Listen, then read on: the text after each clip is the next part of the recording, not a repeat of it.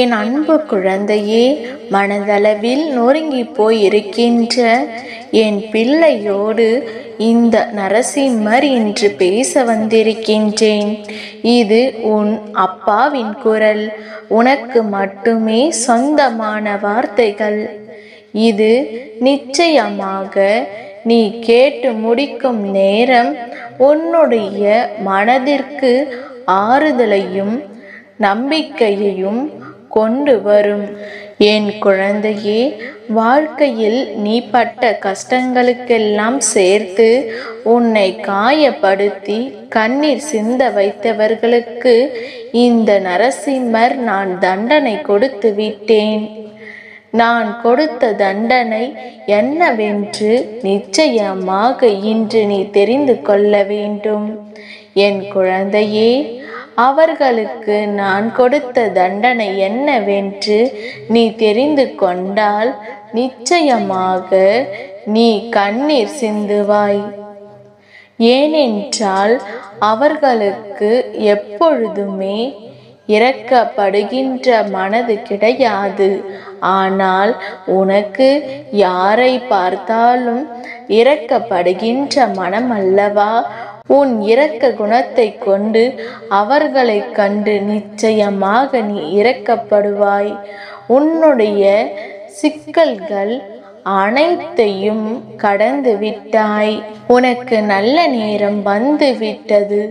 அதனால்தான் முதலில் இந்த பதிவு உன் கண்ணில் பட்டிருக்கிறது என்பதனை புரிந்து கொள். என் குழந்தையே, எல்லாம் பிறருக்கு கொடுத்தாய், என்னை துன்பத்தில் விட்டு விட்டாய் என்று என் பிள்ளை என்னை பார்த்து திட்டுகிறாய் அல்லவா? பணம் இருக்கும் இடத்தில் நான் என்கின்ற அகம்பாவம், அவனா என்கின்ற பொறாமை, எனக்கு என்கின்ற பேராசை, இதை எல்லாமே பாவத்தின் அடையாளமாக அவர்களிடத்தில் சேர்ந்தே இருக்கிறது என்பதனை நீ முதலில் புரிந்து கொள்.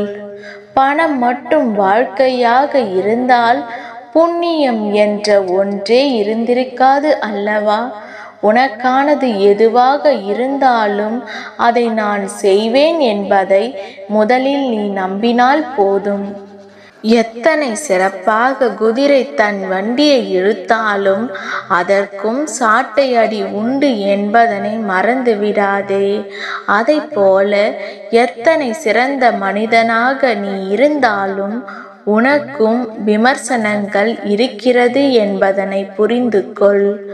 நல்ல விமர்சனங்கள் என்னவோ அந்த விமர்சனங்களை உன்னுடைய மனதிற்குள் வைத்துக்கொண்டு தீய விமர்சனங்களை எல்லாம் புறக்கணித்து விடு.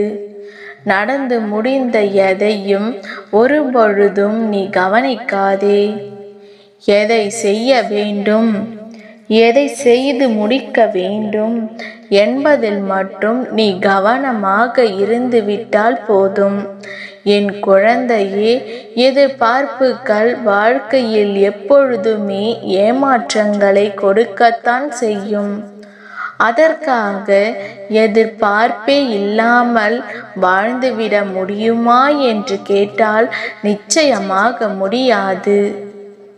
எனவே எதிர்பார்க்க கூடாது என்று தெரிந்துவிட்ட பிறகு மற்றவர்களிடத்தில் என்ன நடந்தாலும் பரவாயில்லை என்கின்ற எண்ணத்தோடு நீ உனக்கானவற்றை செய்து கொண்டே இருக்க வேண்டும். கிடைத்தால் சந்தோஷம், இல்லை என்றால் அதை பற்றி கவலை இல்லை என்கின்ற எண்ணம் மட்டும் உனக்குள் இருந்து விட்டால் போதும். என் குழந்தையே, உன்னுடைய கவலைகளை எல்லாம் முதலில் விட்டு விடு. இந்த கவலைதான் இது நாள் வரையிலும் உன்னை வேறு எதையும் செய்ய விடாமல் தடுத்து நிறுத்தி கொண்டிருக்கிறது என்பதனை நீ முதலில் புரிந்து கொள். உனக்குள் இருக்கின்ற இது போன்ற குணம் உன்னை அடுத்தது எதையும் செய்ய விடாமல் தடுத்து நிறுத்தும் என்பதனை நீ முதலில் புரிந்து கொண்டால் போதும். என் குழந்தையே, எதிர்பார்ப்புகளை நீ வைப்பதற்கு முன்பாக சிந்திக்க வேண்டிய விஷயம் என்ன தெரியுமா? நாம் சரியான இடத்தில் கேட்டிருந்தால் நிச்சயமாக உனக்கான எதிர்பார்ப்புகள் பூர்த்தியாகி இருக்கத்தானே செய்யும். என் குழந்தையே, சரியான இடத்தில் கேட்டிருந்தால் நீ பட்ட துன்பம் எல்லாம் உன் வாழ்க்கையில் இல்லாமல் போயிருக்கும். உனக்கானது உரிய நேரத்தில் உன்னை வந்து சேர்ந்திருக்கும். அதனால் எதுவாக இருந்தாலும் எதை நினைத்தும் வருத்தப்படாதே. இப்பொழுது மட்டுமல்ல, எப்பொழுதும் என்னையே நினைத்து நாராயணா நாராயணா என்று போற்றிக் கொண்டிருக்கிறாய். உன்னை நான் எப்பொழுதும் கைவிட்டு விட மாட்டேன்.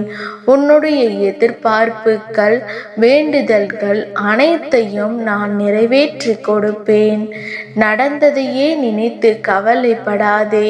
இனி உன்னை கண்ணீர் சிந்த நான் ஒருபொழுதும் அனுமதிக்க மாட்டேன்.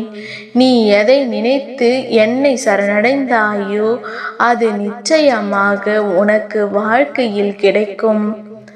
என் குழந்தை, 1000 பேர் உன்னை ஏமாற்ற திட்டம் போட்டாலும் அதை முறியடித்து உன்னை வாழ வைக்க உன் அப்பா நரசிம்மர் நான் வருவேன் என்பது உன் நினைவில் இருக்கட்டும்.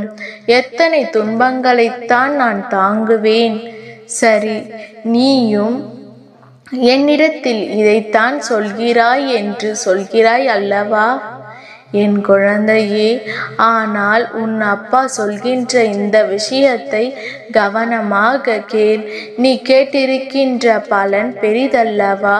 அத்தனை சௌபாக்கியத்தையும் உனக்கு நான் தர வேண்டும் என்றால் உன்னை நான் சோதித்து பார்க்க வேண்டியது அவசியமாகிறது அல்லவா? வலி எவ்வளவோ அதற்கு கூலியும் உனக்கு நிச்சயமாக கொடுக்க வேண்டும் தானே. எதற்கும் கலங்காமல் இருந்தாயானால் அப்பா கொடுக்கின்ற சோதனைகளை கொடுத்துவிட்டு நீ வேண்டிய அத்தனையையும் உன் வாழ்க்கையில் நிச்சயமாக நான் நிறைவேற்றி கொடுத்து விடுவேன் என்பதனை நீ மறந்து விடாதே.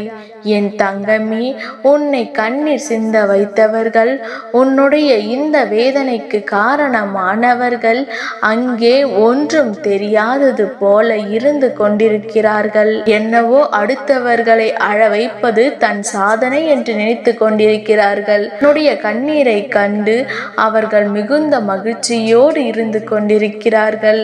தான் மற்றவர்களின் வாழ்க்கையில் எந்த அளவிற்கு துன்பங்களை கொடுத்திருக்கிறோம் என்பது கூட தெரியாமல், அடுத்தவர்களுக்கு நாம் எந்த அளவிற்கு சோதனைகளை கொடுத்திருக்கிறோம் என்பது புரியாமல் தான் செய்வது மட்டும்தான் சரி என்று நினைத்து அவர்கள் செய்து கொண்டிருக்கின்றார்கள். இதனால் மற்றவர்களுக்கு என்ன பின் விளைவுகள் வந்தது என்பது பற்றிய கவலைகள் எல்லாம் அவர்களுக்கு இல்லை. யார் யார் என்ன நினைத்தார்கள், யார் யார் எப்படியெல்லாம் யோசிக்கிறார்கள், யாருக்கு இதனால் எந்த கஷ்டம் என்பதை பற்றியெல்லாம் இவர்களுக்கு துன்பம் இல்லை. என் பிள்ளையே, அதை பற்றி அவர்களுக்கு தேவையும் இல்லை என்று நினைத்து விட்டார்கள் அல்லவா? ஆனால் உன்னுடைய கண்ணீரை கண்ட உன் அப்பா அதனை விட்டு விடுவேனா?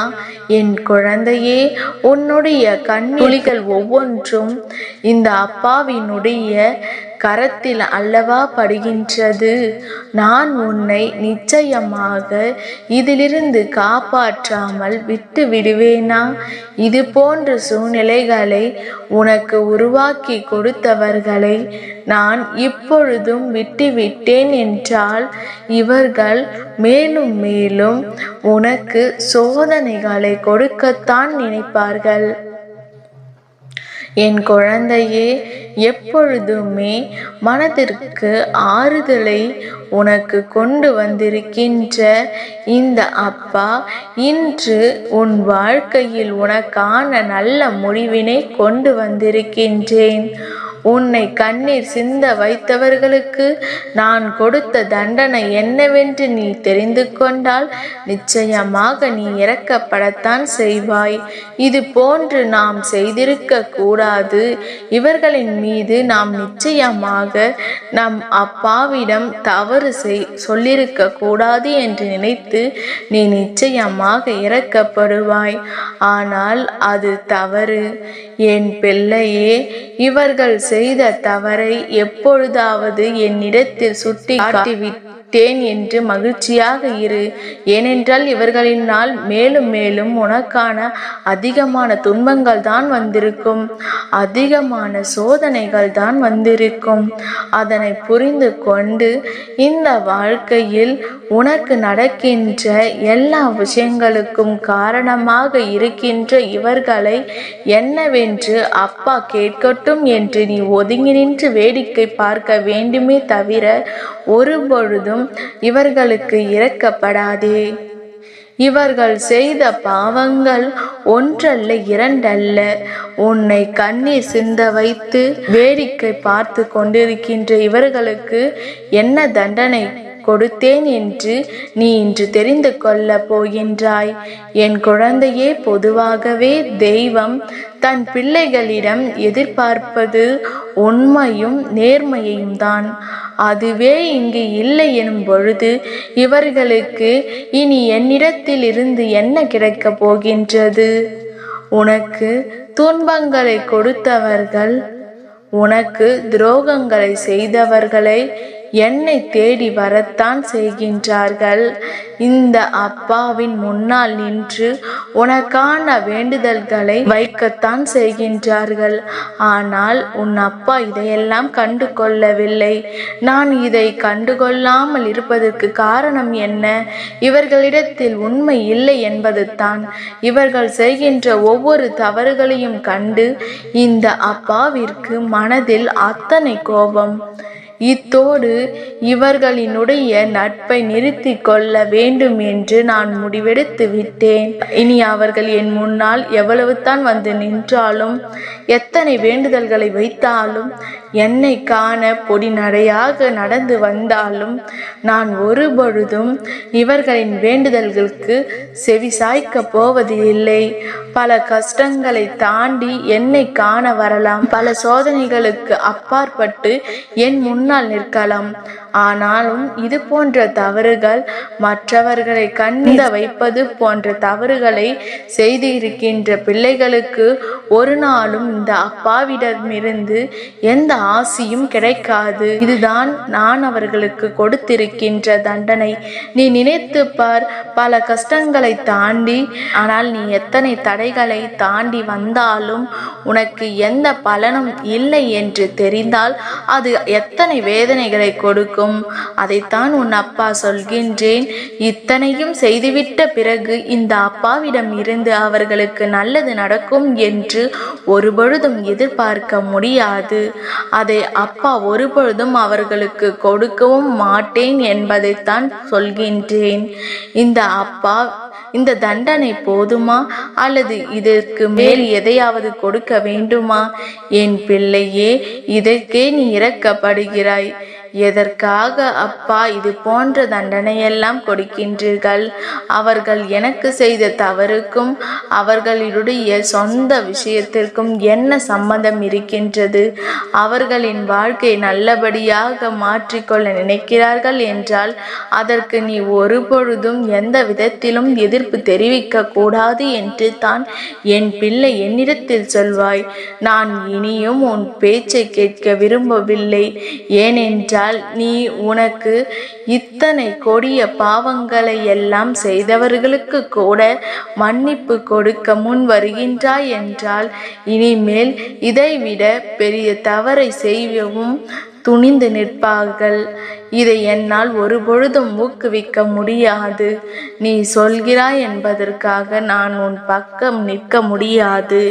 இந்த நேரத்தில் இந்த அப்பா கொடுத்த தண்டனை சரியானது என்பதை புரிந்து கொண்டு அதனை நீ உணர்ந்து நடக்க பழகு. நடப்பது எல்லாம் நன்மைக்குத்தான். அப்பா இருந்தால் உன் வாழ்க்கையில் இனி ஒருபொழுதும் தொல்லைகள் இல்லை. என்றும் உனக்கு துணை இருப்பேன். நிச்சயம் நல்லதே நடத்தி கொடுப்பேன். நல்லதே நடக்கும்.